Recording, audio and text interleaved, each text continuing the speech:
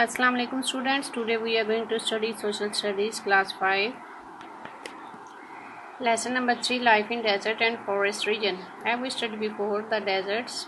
How many deserts? Polar desert, subtropical desert, continental deserts, coastal deserts. Then we study about the climate of the desert and the land. Then about the vegetation of deserts and animals and people.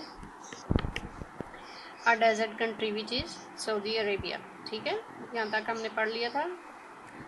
इसके बाद जो next topic है वो है forests. पिछले lecture में हमने पढ़ा, जैसा कि आपको ये मैप में नज़र आ रहा है, जो ग्रीन कलर के हैं, डार्क ग्रीन कलर में ये है टेम्परेट फॉरेस्ट, और जो लाइट ग्रीन कलर में है ये है इक्वेटोरियल फॉरेस्ट. आज जो हमारा टॉपिक है वो है इक्वेटोरियल फॉरेस्ट. पहले आप इनकी देख लें कि ये इक्वेटोरियल फॉरेस्ट किस किस जगह पे पाए जा रहे हैं. ठीक है, ये इक्वेटर है और इसके ऊपर नीचे ये नॉर्थर्न हेमिस्फीयर, ये साउथर्न हेमिस्फीयर, और इस एरिया में ये ट्रॉपिकल इक्वेटोरियल फॉरेस्ट्स हैं. ठीक है, आज जो हमारा टॉपिक है वो है इक्वेटोरियल फॉरेस्ट्स. ठीक है, equatorial forest also known as tropical rain forest. Equatorial forest का दूसरा नाम क्या है? Tropical rain forest are found in the.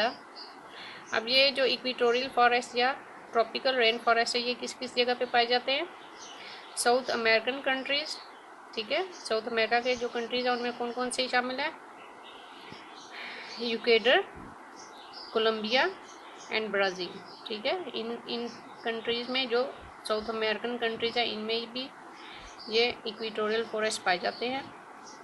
In the African countries, अब ये अफ्रीका के कंट्रीज़ हैं वो कौन कौन से हैं? Libya, Liberia, the Ivory Coast, Ghana, Togo, Benin, Nigeria, Cameroon, Equatorial Guinea, the Congo and the Democratic Republic of Congo. ठीक है, ये जो सारे अभी मैंने कंट्रीज बोले ये कौन से थे? अफ्रीका के. ठीक है, उससे पीछे जो 3 कंट्रीज़ पड़े हैं वो हैं साउथ अमेरिकन कंट्रीज़ हैं. साउथ अमेरिकन कंट्रीज़ में ये फॉरेस्ट पाए जाते हैं. फिर अफ्रीका के कुछ कंट्रीज़ हैं जो अभी लिखे हुए हैं, इनमें ये फॉरेस्ट पाए जाते हैं. फिर इसके बाद in the south east Asian countries, south east Asia के जो कंट्रीज़ हैं उनमें कौन कौन से हैं? इंडोनेशिया, म्यांमार मतलब बर्मा, एंड मलेशिया. ठीक है, इन 3 कंट्रीज़ में भी ये जंगलात पाए जाते हैं. These regions are also called hot wetland. In areas को या इन मुल्कों को या हिस्सों को गर्म नमी वाला इलाका भी कहा जाता है. वेटलैंड होता है जहाँ पे बहुत ज़्यादा नमी पाई जाती है, और ये बहुत ज़्यादा गर्म होते हैं. Temperatures here are very high. यहाँ का दर्जा हरारत बहुत ज़्यादा होता है. And there is a great amount of rainfall, और यहाँ पे बहुत ज़्यादा बारिश भी होती है. Some of these countries were once completely covered by thick forest. एक बार ऐसा भी वक्त था जब ये मुल्क मुकम्मल तौर पर इन घने जंगलात से कवर हुए थे या भरे हुए थे, ढके हुए थे. The equatorial region receives a lot of sunshine. जब इक्वेटोरियल का जो इलाका है वो बहुत ज़्यादा सूरज की रोशनी हासिल करता है. ठीक है, and there and is there for very hot, और इसी वजह से ये बहुत ज़्यादा गर्म होता है. क्योंकि वहाँ पे सूरज की रोशनी बहुत ज़्यादा होती है, इसीलिए वो हिस्सा भी बहुत ज़्यादा गर्म होता है. When there is bright sunshine, जब वो वहाँ पे तेज़ सूरज की रोशनी होती है, द अर्थ हीट्स अप, तो ज़मीन गर्म हो जाती है. And so does the water, और इसी तरह पानी भी गर्म हो जाता है. ठीक है, जब वहाँ पे बहुत ज़्यादा सूरज की रोशनी पड़ती है तो ज़मीन गर्म हो जाती है, और इसी तरह वहाँ का पानी भी गर्म हो जाता है. द वाटर एवेपोरेट्स, तो वो जो पानी गर्म होता है तो वो हवा में उड़ जाता है. अभी बुखारात उसके बन जाते हैं. एंड फॉर्म क्लाउड्स, और फिर वही अभी बुखारात हवा में जाके बादल बन जाते हैं. एंड देन इट रेन, और फिर उसके बाद वहाँ पे बारिश होती है. ठीक है, इन द इक्वेटोरियल फॉरेस्ट में या जंगलात में the average rainfall in a year is 200 to 250 millimetre. जो एक सालाना उनकी वहाँ पे बारिश की मिकदार है वो है 200 से 250 मिली सेंटीमीटर तक होती है. ठीक है, the Amazon forest in Brazil is still the world's largest rain forest. जो ब्राज़ील का अमेज़न रेन फॉरेस्ट है वो अभी भी दुनिया का सबसे बड़ा जंगल है। These forest are very important, ये जंगलात बहुत ज़्यादा अहम है, because as they are source of oxygen for all living things, क्योंकि वो तमाम जिंदा जानदारों के लिए ऑक्सीजन हासिल करने का एक ज़रिया है। And are known as the lungs of the earth, और इनको ज़मीन के फेफड़े भी कहा जाता है। इन जंगलात को ज़मीन के फेफड़े कहा जाता है क्योंकि वो ऑक्सीजन देते हैं हवा में, जो तमाम इन जिंदा जानदार उसको इस्तेमाल करते हैं सांस लेने में। The heavy rainfall and fertile soil make it possible for plants to grow quickly. जो वहाँ पे बहुत ज़्यादा बारिश होती है और वहाँ की जो ज़मीन जो ज़रखेज़ है वो इसको इस काबिल बनाती है कि वहाँ पे जो पौधे हैं वो बहुत जल्दी से बढ़ जाते हैं। There are some plants that grow 15 centimetre in a day. वहाँ पे कुछ पौधे ऐसे भी हैं जो एक दिन में 15 सेंटीमीटर तक बढ़ जाते हैं। The forests are thick and lush. जंगलात घने हैं और हरे भरे हैं। The tall trees forming a canopy high above the ground. और जो ऊंचे लंबे दरख्त हैं वो ज़मीन के ऊपर एक छतरी सी बना लेते हैं। ठीक है, कैनोपी का मतलब होता है ऐसे ढक लेना, कवर कर लेना, छतरी बना लेना। The tall trees forming all the smaller plants grow too. छोटे पौधे भी बढ़ते हैं because they are trying to reach the sunlight, क्योंकि वो सूरज की रोशनी हासिल करना चाह रहे होते हैं या सूरज की रोशनी की तरफ बढ़ रहे होते हैं। The forest are so thick. जंगलात इतने घने हैं that when a tree dies और इज चॉप डाउन, कि जब भी कोई दरख्त मर जाता है या उसको काट दिया जाता है, it does not crash to the ground, तो वो ज़मीन पर ही नहीं गिरता। ठीक है, जब वहाँ पे कोई दरख्त काटा जाता है तो वो ज़मीन पर नहीं गिरता। It merely rest against the other trees close by.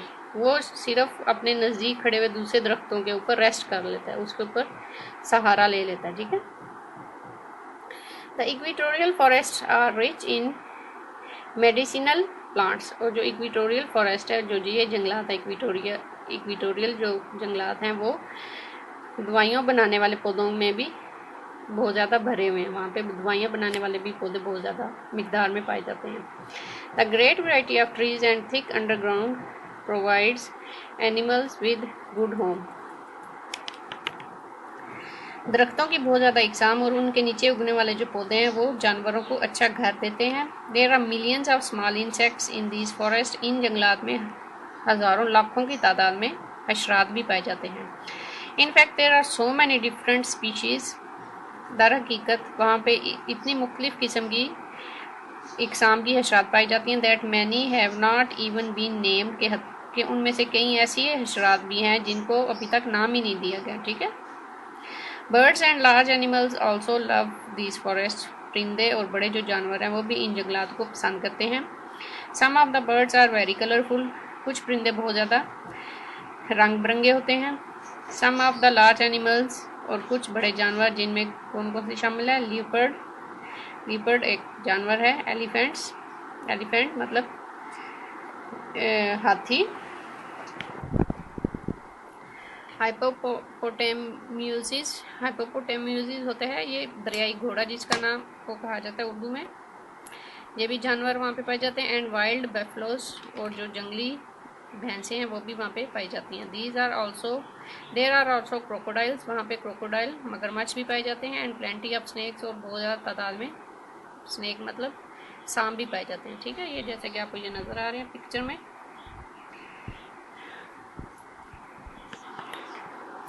And of course there is a variety of monkeys. और वहाँ पे बहुत मुख्तलिफ़ किस्म की बंदर भी पाए जाते हैं। The people of the equatorial forest are usually tribal. Equatorial जो जंगलात में रहने वाले जो लोग होते हैं वो अक्सर खाना बदोश होते हैं। In the central African rain forest, central Africa के जो रेन फॉरेस्ट हैं, देयर आर पिग्मीज। वहाँ पे बोने मतलब छोटे कद के जो लोग होते हैं वो पाए जाते हैं। हु आर वेरी शॉर्ट, जो बहुत छोटे होते हैं। डार्क पीपल मतलब गहरे रंग वाले या काले रंग के जो होते हैं। इन द साउथ अमेरिका में एंड एशियन फॉरेस्ट, और एशिया के जो जंगलात हैं वहाँ पे देयर आर अदर ट्राइब्स। वहाँ पे और भी खाना बदोशों के जो होते हैं, खाना बदोश पाए जाते हैं। All this people are very good hunter, ये तमाम लोग बहुत ज़्यादा अच्छे शिकारी होते हैं, ठीक है, चूँकि वो जंगलात में ही रहते हैं और जो जंगली जानवरों का शिकार करते हैं, इसलिए वो शिकार में बहुत ज़्यादा अच्छे होते हैं, ये जितने भी खाना बदोश होते हैं। Because of dense vegetation it is difficult to travel, बहुत ज़्यादा पौधे होने की वजह से, डेंस का मतलब होता है घना, घने पौधे होने की वजह से वहाँ पे सफ़र करना बहुत मुश्किल है। थ्रू दीज फॉरेस्ट, इन जंगलात में से, इन जंगलात में बहुत ज़्यादा घने पौधे होने की वजह से इन जंगलात में सफ़र करना बहुत मुश्किल होता है। The people who live there also have great difficulty in cleaning land for cultivation, और जो वहाँ पे रहने वाले जो लोग हैं उनके लिए भी वहाँ पे बहुत मुश्किलात होती हैं जब वो ज़मीन को साफ़ करते हैं काश्तकारी के लिए, ठीक है। ये था हमारा टॉपिक इक्वेटोरियल फॉरेस्ट, जो कि आज हमने कंप्लीट कर लिया। आज हम यहाँ तक ही इसको रीड करेंगे। नेक्स्ट जो हमारा टॉपिक है टेम्परेट फॉरेस्ट, ये हम अपनी नेक्स्ट वीडियो में इसको डिस्कस करेंगे। आज के लिए यही काम होगा। अल्लाह हाफिज़।